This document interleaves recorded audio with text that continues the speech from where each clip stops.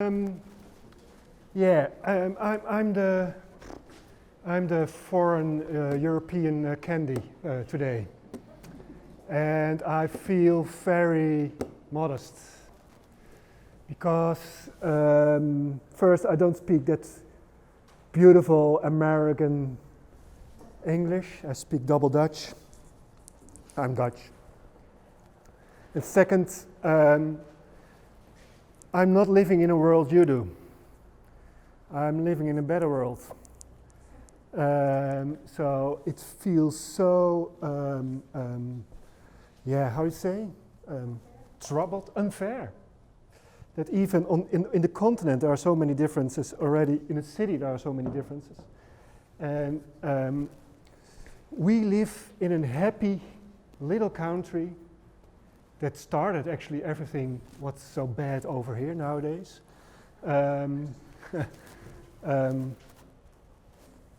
But we did all the things different. So I heard the word greed somewhere. So housing and greed is an explosive formula.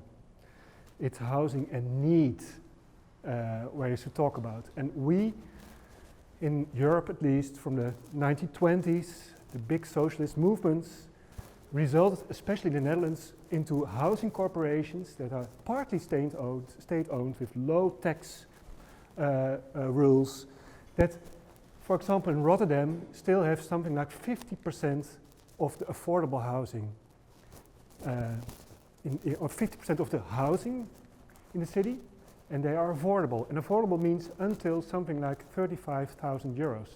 So that's not for low incomes, but it's also for medium incomes. So almost for everybody, except for the people who earn really too much. And then if you earn too much, we tax them to 55%. So we can finance public transport and all these things. The only thing is that's a beautiful story. And of course we are always inspired about the dreams of America. So in the 50s we shaped up the system already a little bit. In the 80s we did. And now at the moment we are doing it very thoroughly and trying to really model our European world into the American model. Due to the equity again, because the funds that acquired all the money and greed in this country now have enough to buy up the rest of the world. So we are now suddenly a global player, and that makes us pretty happy. Global player is good, but it means that suddenly all the big black rocks come in to buy up all the affordable housing in the Netherlands. And that's why the title is Losing Values in Rollercoaster Rotterdam. Actually, I'm not from Rotterdam, I'm from Amsterdam, but I teach in Rotterdam on the Academy for Architecture. And I have an office, and we made a flyer, and we are very much into Just City. We do a lot of projects to maybe a little bit comparable to designing the we, how to operate in a city and help people to get things further. We do a lot with bottom-up projects, but we are really designers, so we really execute projects. We made a flyer, you can read about it, I'm not going to tell about it. This is the story I'm going to tell. And this is the story you all know, that's the good message. Isn't it great that Rotterdam is the architectural capital of the world? Isn't it great that the Lonely Planet, for 5 years after each other, pointed out Rotterdam as the top 1 destination in the world? For Rotterdam it's great. The city is a really blue-collar city, similar to Baltimore, but more successful. It's one of the biggest harbors in the world, but due to the automation of all the container transport, there is a lot of trouble with getting enough labor in the city. But still, the city is far more optimistic and far more equal than Baltimore. So you get projects like this. But this is the good story. The bad story is this. Because the city found out that their global image doesn't fit to the local population. The local population is jobless, immigrants, low educated, And they decided to tear down big parts of the city to make the city fit to the global image. So these are not abandoned areas, but these were really vibrant, cheap areas where people lived thousands together. In Krooswijk, for example, and it's demolished simply because the wrong people live there. It might be not strictly racial background, but in the end it is. It's about immigrants mainly, as the indicator saying, and that's then in the Netherlands more Moroccans and Arabic immigrants living there, bad statistics, and then you get actually the same story as over here. So we have to get rid of them. And that's what they're doing. And it looks like this. It looks like Baltimore, suddenly. But this is a picture 5 years ago. 10 years ago, it was a vibrant area. And it's because it was completely owned by a housing corporation that we can steer the housing corporation saying, let's invest in this area, tear it down and earn more money so you can reinvest in affordable housing somewhere else, far away from the city. So we get in, the happy bakfiets people, we call it. So the people that drive these cargo bikes, we are bikers, Dutch. And this is now a neighborhood completely geared towards cargo bike, 2-income, happy families, high educated, 2 white kids. That's the result after 10 years of good city planning. And sometimes the capital doesn't come in, the money doesn't come in, and then we develop urban farming.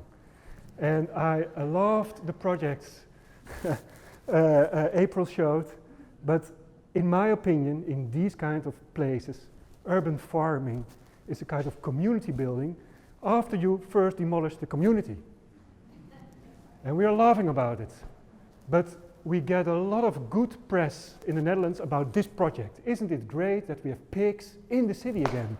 We created Pigtown in Rotterdam, where before 5,000 happy families lived. Good schools, good shops, everything. Makes me so angry. I'm pretty emotional type in Baltimore, actually.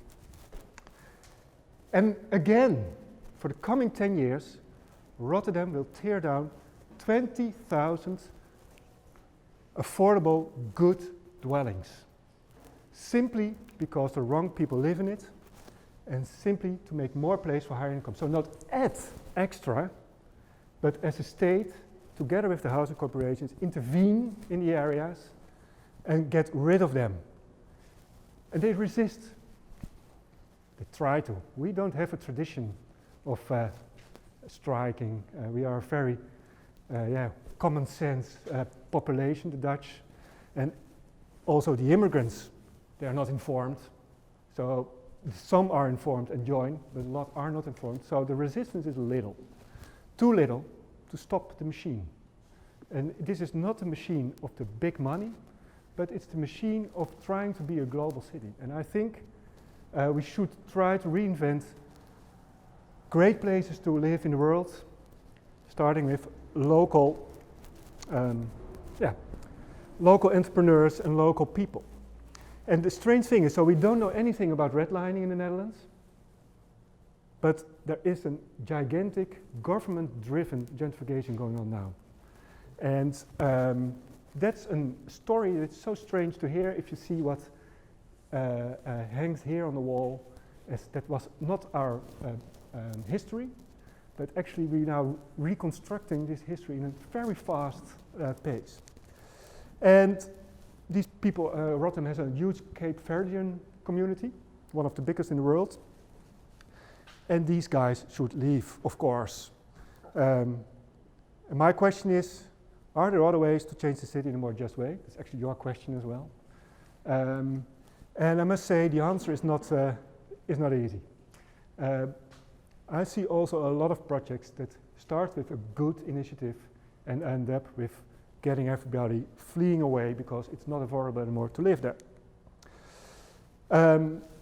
One way or another, I met some books of David Harvey.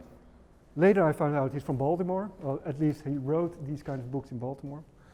And I think he made the right statement, and I think that's also what we discussed today, is that everybody should have the right to the city, and the right is not only that you can use the amenities in the city, but you also can change the city by changing yourself.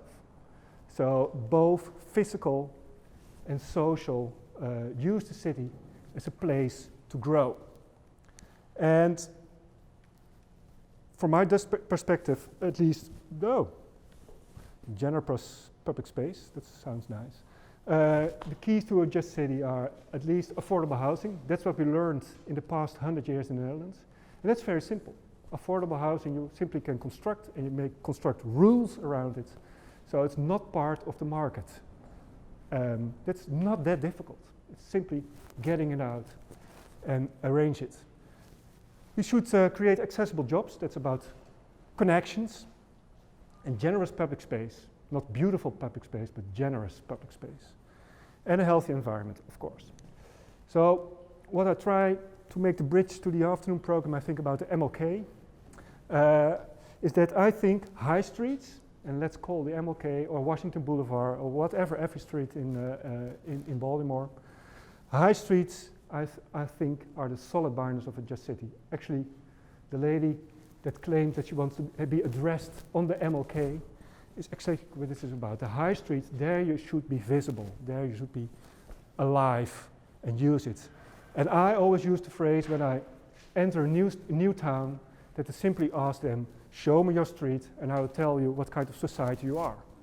And I can tell you, you guys have a completely fucked up society.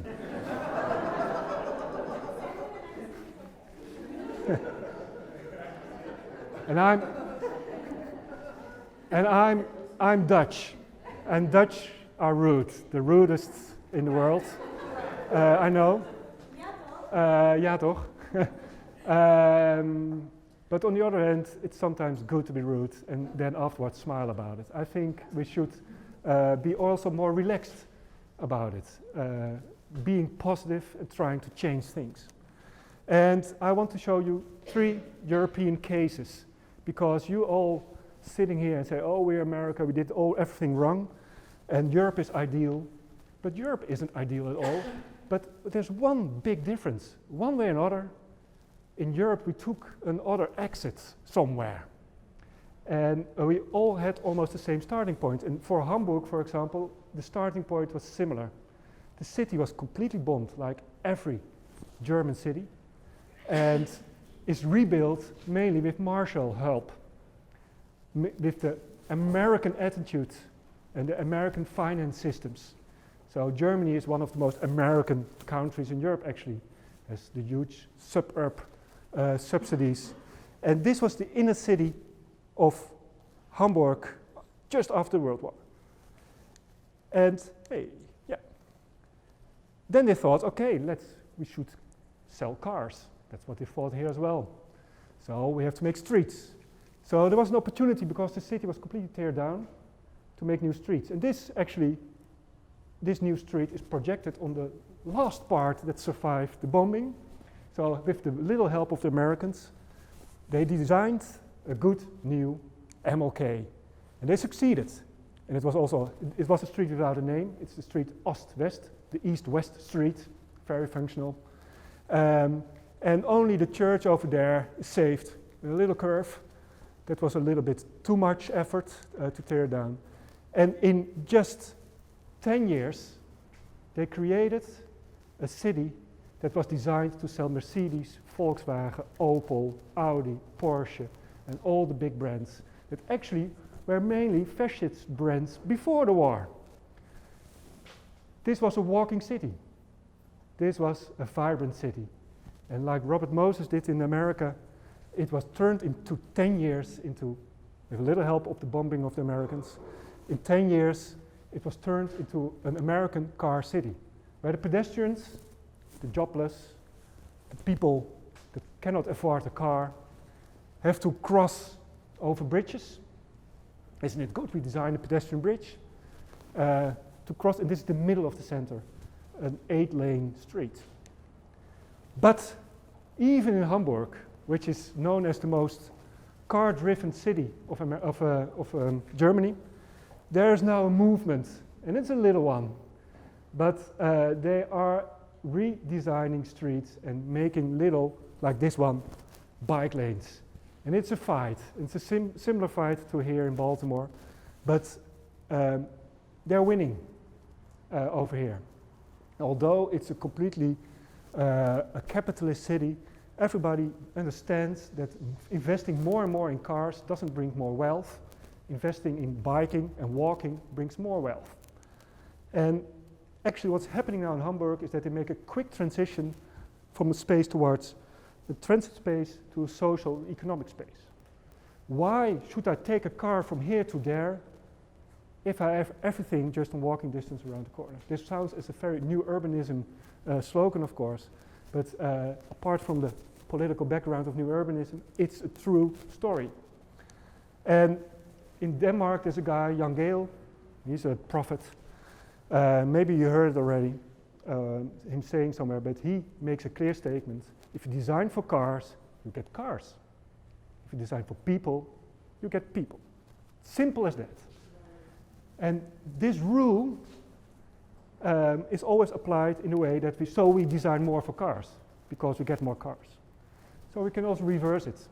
It's really easy. Simply reverse it. You're addicted to cars, so you can detox. No problem. It's a matter of doing. And why should you? The case London shows why you should. London has a beautiful high street tradition. And the mayor of London, that's the design office of London, not the mayor himself, did a lot of investigations on where the economy is. And they found out that actually this map is with all the labor around the high streets in London. And you see that the high streets are the vital elements to make the city attractive for all the people and all the classes. And they calculated that they have 600 high streets. 50% of the jobs outside the London downtown is on high streets. It's also the space where the most development space is. And that's the best one. Almost everybody in the city lives less than 5 minutes walk from a high street. We live here 5 minutes from Washington Boulevard or 5 minutes from MLK, but there's nothing there yet. And in London, 50% of the people don't leave their neighborhood. I think, apart from the people that maybe don't have a job, I think everybody who has a job leaves his neighborhood. I stay now at a lady's place in the north of Baltimore, and the most important thing she's doing the whole day is planning how to transport kids from A to B to work to wherever, but she's driving the car whole day. And I think you do all together here. You guys think it's normal. Well, in London, they can walk to there. And the good thing about high streets, they're ugly. So this is not a city beautiful project. This is a city lively project. How can we make attractive and thriving economies along the streets? And here is exactly the part where it goes wrong now in London. This is in front of Tottenham, the stadium of the soccer game, the soccer team Tottenham Hotspurs. That's bought by an Arabic investment company and is now buying all the properties around. And then you see there is actually no protection system to protect the small ecology of private ownership, and it scales up and you get actually the same process here as what you described. You can buy one block. This Arabic guy buys 20,000 blocks without any problem with his oil money. So suddenly a whole part of London becomes a kind of company town instead of a thriving high street. And they're now looking for tactics in London to embrace local entrepreneurs, people in the neighborhoods, to work on a more attractive and more sustainable high street structure. And there's an office in London called East, and they doing a lot similar ways, like designing the Wii, I think, getting into neighborhoods, working there for 5 years, And they work with the so-called hairy drawings. And that's something, you can call that a hairy exhibition. Everybody is allowed to add his design to the designs. So you get these kind of text drawings, which are very, very interesting to read and to understand what's going on there. And they do a lot of this understanding, hand sketching, looking up who's living there, why, what happened in history over there. And the strategy, they call it catch and steer. I'm not sure if you're familiar with this, but that's a strategy in London, and I think that's a very nice one. There are a lot of things happening in the city. And instead of introducing new forces in, try to be aware of what's happening, catch what you want, and steer it in the right direction. And what we're doing as urban professionals is mainly not looking what's hanging around, introducing something new, and push things away.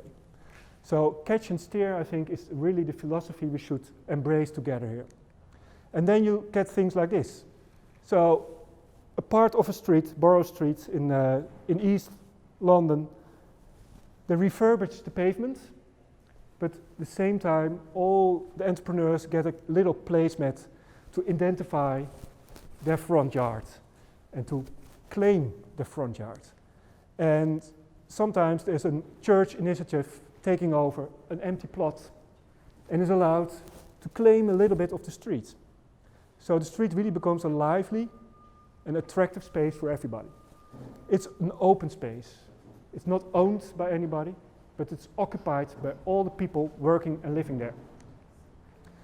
And this catch and steer, I think, is a very important or interesting lesson to take over to here.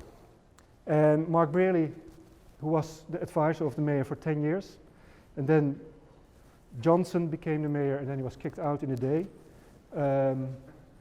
And Johnson is now kicking out England from Europe, so he likes to kick asses. Mark Brearley said also, be aware, you never get what you expect. And that's very difficult when you're an investor, because an investor wants to know what he gets. So this permanent insecurity, and try to deal with that, leaves out hopefully also the big security investments, and gives the opportunity to improvisation, gives the opportunity also that the city draws back and trusts what they're doing, trusts the neighbors, trusts the people. And that's the last one I want to show, and that's the case Berlin. And the case Berlin is a very strange one, because the city, this is the east of Berlin, it's Prenzlauer Berg. The area was empty when the wall came down, because nobody lived in these private-owned, formerly private-owned apartment blocks. Everybody was moved to the new, decent, high-rise complexes in the suburbs. So these are all empty. And the moment the wall fell down, the green alternative scene squatted the whole East City. And they claimed it. And they resisted. So the big money came in as well as in Prenzlauer Berg, but still there is a lot of resistance due to the fact that they have the ownership, or at least they claim the ownership, and nobody knows who it owns. This was in the 80s, Berlin East in the 80s. Nobody had a car because it was a socialist country. There was no work, but sometimes you see somebody happy walking with an official state-owned bag, I think. And this is the same street 30 years later.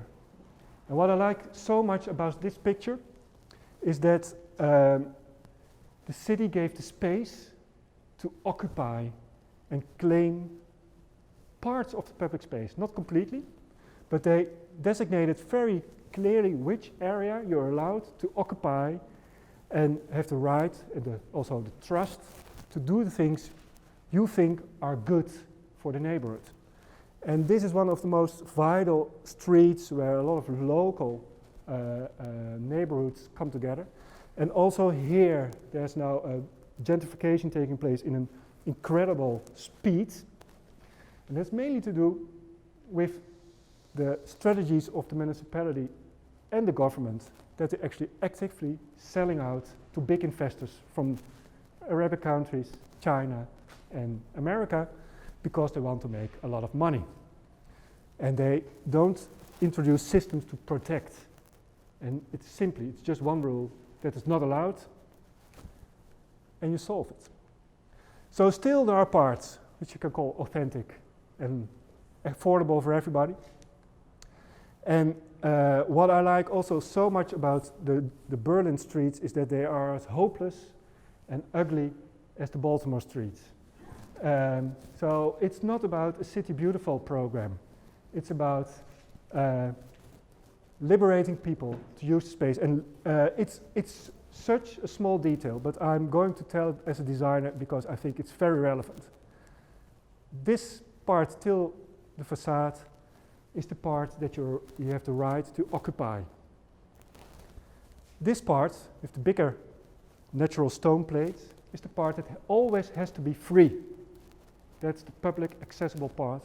And there's a kind of exchange zone between the cars and the pavement, where the trees stand, where the bike stands, where the waste bin stands. So it's a very simple organization of property and solving all the things. And I see a lot of new designed streets over here in Baltimore, and they don't have this simple zoning.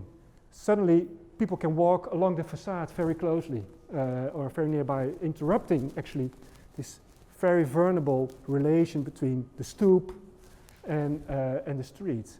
So the stoop zone is this zone, and we should encourage this stoop zone to be liberated again and get a positive one. The quote this morning was really brilliant, that the change of the stoop culture to the backyard culture is the change from an urban culture to a suburban culture. We have the stoop still here and get it urban again. And the amazing thing about this is that everyone living in the blocks must maintain the street. So there's also a maintenance deal. So everybody has grit, I think, grind, a bucket of grit.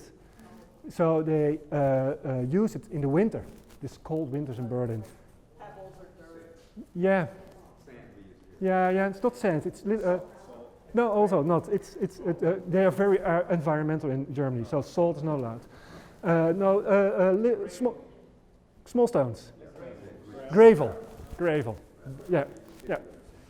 Black. Yeah, I saw it. I'm almost finished. No worries. Black gravel, and they're used in the winter to keep the streets free from slippery. And in the summer, it's used to level out the uneven parts of the street. So it's even the people living in the area that also take care for the street. This kind of little responsibilities are almost similar to the 50s, that you see the ladies still cleaning the stoops and keeping the whole street decent. It's actually happening here as well. So my thing, I hope, is that we should trust more the residents and entrepreneurs that are local based and give them space to shape their own streets. And then the simple slogan is that we as designers, or we as people steering the city, we should make space, but definitely leave space. And I like this. This is Whitechapel Road in London. People are so inventive. You cut a tree and wait till the roots die, and then you can take it out easily. And then suddenly it becomes a bench. That's what people do. That's what we are. Creative. We share space. We love it. So one lesson, I think, for Baltimore, every American city, every city in the world, is that I think we should all invest a lot in reducing traffic space and transform streets like MLK in a social economic structure at High Street. And my slogan is always, it's so easy to execute. Simply block the street and it's done. But it's so hard to imagine. It's impossible. We cannot do it. Yeah, how do I do my work? How do I get my job? How do I get to school? All practicalities. Just do it. In Brussels, they did it. And everybody said it's going to be a disaster. And the cars disappeared. Simply disappeared.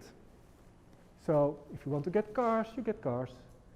If you want to have people, simply get rid of the cars and the people take over again. It's simple as that. And I think then we win back the space and then I go back to Rotterdam. And we should take in consideration, and that's why I put this image in as well. It's a very early design of West 8. The office that won the competition here for the redesign of the Bay area.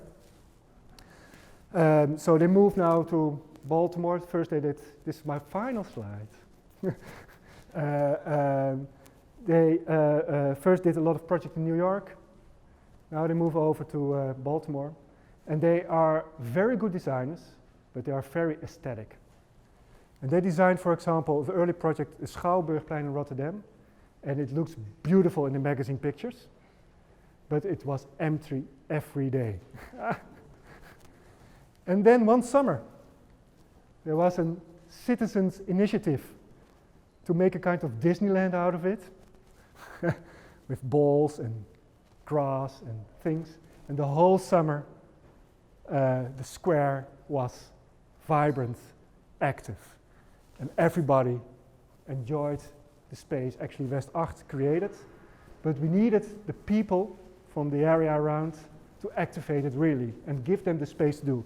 Now it's removed again because it was an experiment. But I think we should allow experiments to sustain longer and become permanent instead of temporary city gardens, permanent city gardens. Instead of temporary initiatives in empty structures, give them the right to be permanent. Not ownership, but in a kind of lease system.